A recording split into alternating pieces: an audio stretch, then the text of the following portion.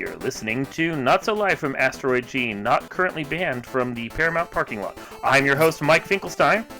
And Mike the Ghoul hanging out talking some more horror rumors and news. We're going to be talking Scream. We've covered the Scream series a lot at this point. It keeps showing up in our podcast. Because it's a favorite. It's a favorite. It is. It's a good series. But you have finally had a chance to watch Scream 6, which we were talking about on previous casts this whole time. So, your thoughts first on Scream 6, we can discuss that, and then I really want to dig into Scream 7 here for a second. So, I liked the... Scream 6. I thought the ending was good. It was just bloody enough. The opening we've talked about, like the real missed opportunity with the ghost face reveal. I think we kind of hit on that a few times. It was a good movie. I wasn't a fan of the ghost face. I felt they were some of the weaker of the franchise, but I mean, I liked the hero group, the core four now of what they are or what they were. They did a very good job, and I was starting to buy them to be part of a trilogy, which I guess we're, going to talk about now. I'm not going to say. No. And that is the problem with the Scream 7 is we have no fucking clue what it's even going to be about now. Neve Campbell is back, presumably Courtney Cox is back, but the Neve Campbell get is huge because she left Scream 6 over the fact that they didn't pay her enough, and rightly so. She should leave over that. Good for her. Right. And then they have Kevin Williamson back, who presumably, I'm not sure he's actually writing, but he's going to be directing, or maybe it's both. It's a whole... He's directing, not writing. Someone else is writing. I read that today. I'll try to find the name in there, but yes. Okay. So, I get that his second one wasn't great, and I don't even think he was really involved in the third one as more than like a story by kind of guy. But you've brought him back. It was his script that started it, and he's not writing. Maybe that's by his arrangement or not, but that seems really weird. Yeah, it's an interesting choice. I'm hopeful that we're going to see some interesting things with him as the director. I really feel like, to your point, with we don't know what's going on, I don't think they know. I think they're just like, we're going to throw this in the fucking wood chipper and make something out of it that we're going to make work. So the Courtney Cox is going to probably be great, but the Neve Campbell, like you said, that's huge.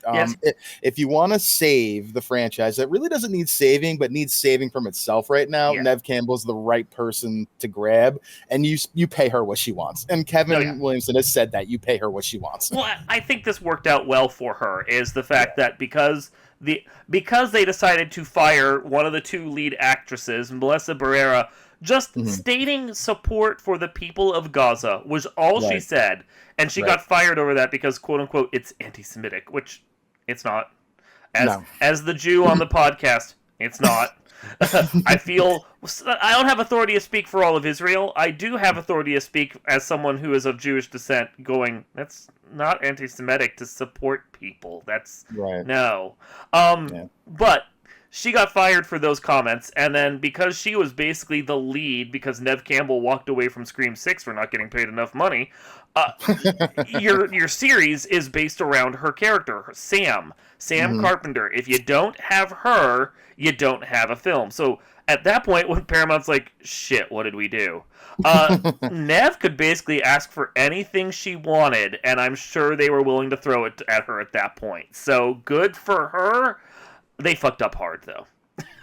I think we've talked about it, before, like with Vin Diesel making great business decisions. Yeah. What a business decision by Neve Campbell to be like, you don't want me in Scream 6? Right. Okay. And Scream 6, I think it wasn't a bad movie. It was good, but it definitely was lacking Sydney. Sydney's kind of the glue that holds things together. Yeah. But it held its own as a movie for the most part without her. But, with the chaos now that is 7, you need to bring her back. And what a smart move by her to say, you know what? I know what my worth is. Go without me, God bless. Yeah, no, and she got to negotiate however she wanted when they came back to her. Yep. What a great move. It wasn't guaranteed they were gonna come back to her. The fact that they fired Melissa Barrera, and then, I mean, even after firing her, they were probably sitting there going, well, we still have Jenny Ortega, and she's really popular right now. We can build a series over one of the two sisters. And she's like, no, I'm already planning on leaving, so bye, guys. And then the director they had lined up, Chris Landon, who did I think he did the Happy Death Day movies. He walked over it too, and they're just like, the entire project fell apart at that point. And you're like, well, Neve can negotiate whatever she wants, and I'm sure one of her first things was sitting there going, I want Kevin Williamson back. Yeah, and to your point, I feel like I I don't speak for Jenna Ortega, but I No. feel like there's a bit of the like her being like, "Oh, you fired Melissa Barrera." I don't think I got obligations for Wednesday. I don't really need to do this. So bye. They say that she was already going to leave anyway because Wednesday's production schedule and other things was just going to get in the way. But it's also this thing of she's a huge star now. I have a feeling if she said, you know what, I need to wait on this a couple months, Paramount would have been like, okay, we'll wait. We'll wait for you to make the movie so we have a lead actress. But no, she was willing to walk, and this probably only sped up her decision. Like, she was waffling about it, and then she's like, no, I'm good now, bye. Again, I feel like this for her is probably going to be, one of those smart business decisions. I think she's popular enough, she's young enough where she's going to do what she wants to do. And Wednesday is going to be a hit again. The season 1 was fantastic. Really? Really? I loved it, man. I thought it was great. No, I liked her. I thought she was great as Wednesday. Maybe that's what it is. Okay, maybe that's what it is. Yes. Maybe I liked her as Wednesday. Yes. We'll talk about that. We'll talk about that another point. Let me refresh Wednesday. We can do a different podcast. That's fine. That's fine. We're looking for content. Let's talk about Wednesday. Let me refresh on it. And we'll I have a feeling we're doing a surprise as Wednesday, podcast. She was good, but now that I'm thinking about it, maybe I didn't love it as much as I actually loved her in the role. Let me double check before I defend myself. No, yes. If they were like, we're going to make a movie about her and she's just going to go be weird for like an hour and a half, I'd be like, I am on board with this. She's great. She is so in that role. I will watch the show for her, even though the show was ass, I felt, in just about every other instance. But she's on the rise with that. She's got that. She had the Scream movies under her belt that people liked. She's got the new Beetlejuice movie coming out. Which, excited for that too, by the way. See, and most people are, and it's gonna make money just because it's 80s revival and Michael Keaton's back, and I'm sure it's gonna do just fine. So she is not hurting at all. Her walking away from Scream was a smart business decision as well. Yeah, agreed. So, she's going to be fine. So we'll see what we get here. I feel that if you want to save the franchise, like I said, that might not need saving, but needs saving from itself right now. Yeah. You're bringing the right people back in. So I'm not giving up on Scream 7. But I am interested and a little concerned for what it could have been, because they were going in a pretty good direction. They were. Oh, and that's true. Like, the whole idea of and I'm pretty sure Melissa Barrera, even if she was asked to come back, she says, well, you never know. I probably would think about it. I'm sitting there like, you're not coming back. They'd have to throw gobs of money at you and a guarantee on your contract about how you're going to be hired and everything else. And with Neve Campbell back, they'd have no need to do this. Not right now, anyway. No, they had a whole exploration that made it look like she was eventually going to become an actual killer. And that would have been a cool twist for the franchise. And it would have been. It would have been. We're not getting that, and that's fine. I mean, it is what it is. If Scream 7 is awful, then we probably will look at the death of the franchise at that point. I think so. Yeah, it'll be a while. It'll take unfortunately, but it'll probably go the way of Friday the 13th and Nightmare on Elm Street. We'll get 8, 9, 10 years, and then some kind of a reboot, and maybe it'll be okay. And I hope that doesn't happen, because it's been a pretty consistent force over the last 20 years. It's had some low points, but its highs have been very high as a franchise overall. So to go out this way would kind of suck, but I mean, we'll see. It is a franchise that has had more hits than misses. Like, we have discussed before, 2 was only okay, 3 was kind of only okay, 4 was kind of ass. But you've got 1, 5, and 6 that are really good. Yeah. I think 1 and 5 being the tops of them. Both of them named Scream, which makes sense. But, like, even the bad ones are still watchable for the most part, so it's not like when you're in the dregs of the Friday the 13th series, and you're sitting there going, oh my god, why am I still here? Like, I am much more apt to watch Scream 2, Scream 3 than, Jason Takes Manhattan. Right. So, but he punches a dude's head off. I mean, come on. There's some gratuitous violence there, and it's fantastic. But as far as like just raw story, there's much more thought and development and build in any of the Scream movies than a lot of the other slashers that we've got between the 80s and mid 90s. For sure. But yeah, no, I agree with you that the thought that we're not going to be able to get like more on the Sam storyline is disappointing, because whether she gave in to her killer side completely or not, the series was having fun playing with the idea of it, and that was fresh and different for the franchise. Like, Neve Campbell's character Sydney is always going to be the good girl.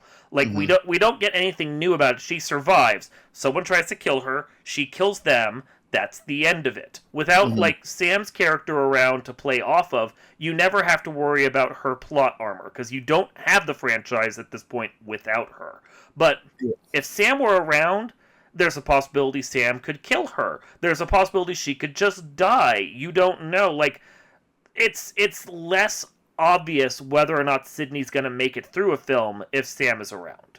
Right. I do feel that if we get Courtney Cox back, which I think we will, that this will be her Dewey. Yeah. I think it'll be her Dewey, because I feel like if you're going to save this franchise, that's a death that might be able to do it, depending on how glorious you can make it for that character. Yeah. You got to at least prove that someone doesn't have plot armor anymore. I don't even know if you bring back the rest of the, I guess, remaining 2 of the core 4 at that point, because they don't really have a connection to Sydney. It's a different movie. Like, I feel like the killer has to go after Sydney and her family in her town now, as opposed to doing anything with any of the core 4. That plot is done, and it's great because the brother had plot armor beyond anything I could imagine. It was kind of getting annoying. We talked about that. Yeah.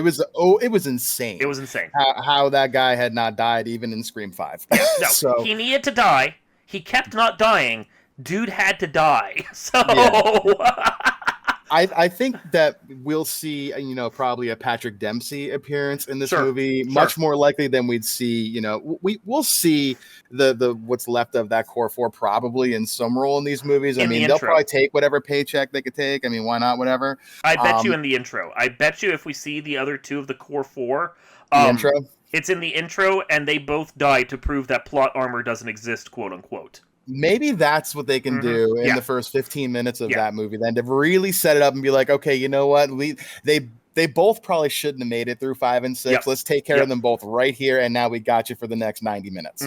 Yeah. Which, fair, I guess. It's still going to be the thing of where's Sam and whatever, and they'll do the thing they did with Sydney in 4 or in 6. Oh, yeah, no, shit, they're off here having a vacation. They're safe. And then that will be the end of it, and they're just written out. But killing off those 2, at least, gives us some sort of, like, yeah, that's okay, that's fair. They needed to, like, prove a point. Killing off Courtney Cox's character, I think, is fair. I don't think, unless Sam is somehow able to be brought back in, they recast or they bring back Melissa Barrera, I just don't see Sydney dying. Wouldn't it be like the most Giga Chad move of all time if, like, they don't show you obviously they're not going to show you who the Ghostface is, but they show you at the end of the movie, watch it be Melissa Barrera and she does kill Sydney. Like, great. that would be like Oscar worthy shit from this franchise, man. It would be so good. And it's sad we're not going to see it, but maybe. Maybe. I think the way they could continue the franchise past the Sydney death is that if she dies defending, like, her daughter, and then the daughter picks it up from there. But still, even then, it feels a little weird, It'd be an interesting turn for a franchise that doesn't need to do that kind of a move to continue it. Yeah. That feels like very more sci-fi than anything. It'd be disappointing. It would have been better if they just, like, hadn't fired her. Yeah. What they should have done is they should have done what they did with James Gunn. Disney and all of that, and been like, oh, they're fired. Wait, no, we're back. We're sorry. We didn't mean it. It's fine. And they pulled the mea culpa, and they just let it, like let the story die after 2 days, and then Melissa Barrera was just still in the franchise. That would have been the smartest thing to do, but they didn't do that. Some higher up is like, no, we must protect Israel at all costs, and not even thinking about it, and so it's just a decision that can't be undone somehow. Yeah, weird. Sad. It is sad. So I like Scream. I think it's great, but as I said at the start of this podcast, we've talked this topic out a lot. Yeah, and not mind talking about it. This is a great franchise overall. Except for the TV series. There's been some good fair. That TV, I sat through 2 seasons of that TV series and the holiday special they did. And before I was even writing for the website, so I feel bad because at some point I feel like I have to go and watch it again, which is tragic.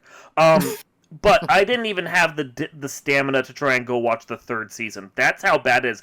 I've sat through all of these movies, some of which are not great. I've sat through the whole of, like, the Friday the 13th series and all the bads of the Nightmare series and everything else, and I couldn't even get through the 3rd season of Scream. The only thing I've watched slasher that's worse was the 1 season they made of I Know What You Did Last Summer. That's just a never was a fan of that No, franchise. I wasn't overall. either, but it was a TV show and it was there, and I'm Yeah. like, well, it's a slasher. Let's no. No. In general, TV slashers are just not as good. Like, there was actually the TV show Slasher, was what it was called. And I watched 3 episodes, like, this is fine. And then I just never felt the need to go back. It has, like, 4 seasons or something. And I'm like, I can't. I don't have the stamina for this. It's too slow. It's too long.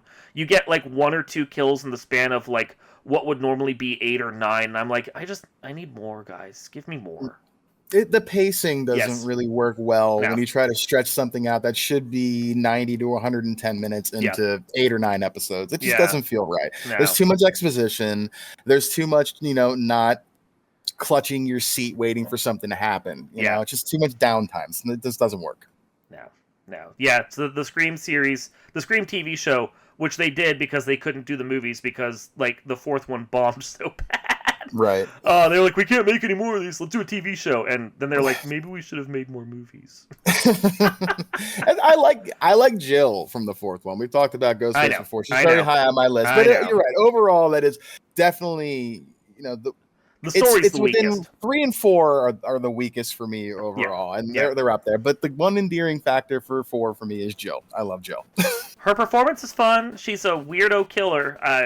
Yeah, she's weird. All right, she's psychotic, man. She almost gets away with it. She's so good. She's the closest one to almost get away with it.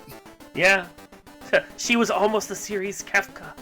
Almost. I mean, it would have been interesting if they decided to, like, have her be the killer and then she gets her own movies after that. That's a bold move to do there that they didn't follow. Yeah. This series is full of bold moves they could have done that apparently are just going to revert back to Sydney wins again. Well, I mean, Mary Sue always prevails in the end, and, Sid is a Mary Sue of sorts, so I guess. Whatever. But take a chance, guys. Yeah. This has been Not So Live for Asteroid G, counting the days until Sydney dies. I'm your host, Mike Nicholstein. I just want to know what's your favorite scary movie. What was it? Showgirls? Absolutely Terrifying? Wasn't that the line? I think it was, yeah. And we will see you all next time.